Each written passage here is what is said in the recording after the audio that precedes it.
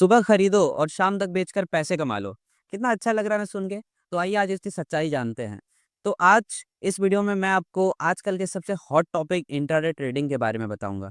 तो intraday trading क्या है ये जानने से पहले अगर आप मेरे चैनल पे नए हो तो मेरे चैनल को सब्सक्राइब करो। और साथ ही साथ मैं 15 दिनों का एक ऐसा शेयर मार्केट का सीरीज बना रहा हूँ जिस सीरीज में मैं स्टॉक मार्केट को बेसिक से सिखा रहा हूँ। तो आप खुद भी जाकर उस सीरीज को देखो और ज़्यादा से ज़्यादा लोगों तक इस सीरीज को शेयर करो, ताकि भारत का हर एक नागरिक, हर एक आम वर्ग का लोग एक स्मार्ट इन्वेस्टर बन पाए, एक प्रॉफिटेबल इन्वेस्टर बन पाए, शेयर बाजार से पैसा कमा पाए। तो अब आते हैं टॉपिक पे, इंट्राडे ट्रेडिंग क्या है।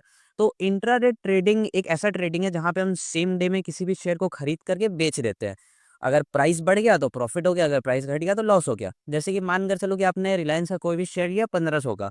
अब सेम डे में मार्केट की क्लोजिंग से पहले उस शेयर की कीमत हो गई 1550, आपने उसको 1550 में सेल कर दिया। तो आपको 50 रुपए पर शेयर पे आपका प्रॉफिट हो गया। लेकिन आपको ये बात ध्यान में रखना, इंट्राडे ट्रेडिंग बहुत ही ज़्यादा रिस्की है। यहाँ आप अपना सारा कैपिटल वैनिश कर दोगे, अपना सारा कैपिटल गायब कर दोगे, एकदम जीरो कर दोगे।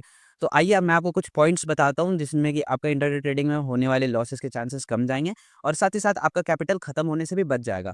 तो सबसे पहला जो पॉइंट है वो ये है कि स्टॉप लॉस और टेक प्रॉफिट सेट करो, यानी कि आप अपना एक दायरा बना लो, आप अपने लिए एक लक्ष्मण रेखा खींच लो। अब आपको ना ही इस दायरे से बाहर, ना ही आपको प्रॉफिट लेना, ना ही इस दायरे से बाहर आपको लॉस लेना है। मतलब आप उसी दायरे में रहो, आप उसी के अकॉर्डिंग प्रॉफिट लो, उसी के अकॉर्डिंग लॉस लो।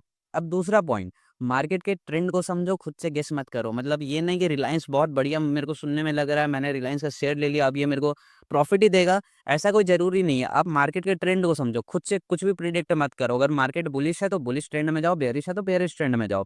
ये नहीं कि ये कंपनी बहुत बढ़िया है, प्रॉफिट देगी, ऐसी हरकतें मत करो।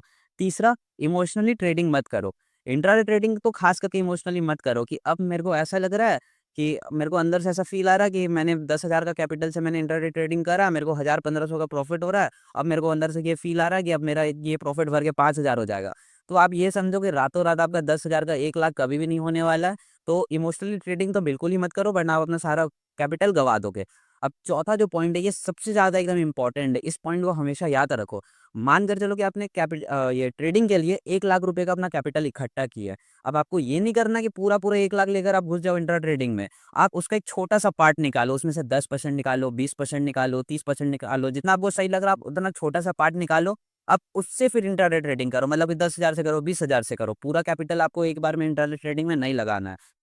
तो अगर आप मेरे ओपिनियन को मानोगे, मेरे सजेशन को मानोगे, तो अगर आप बिगिनर हो या तो आप एक लॉन्ग टर्म इन्वेस्टमेंट के लिए सोच रहे हो, तो इंट्राडे ट्रेडिंग जैसी चीज़ों से बचो।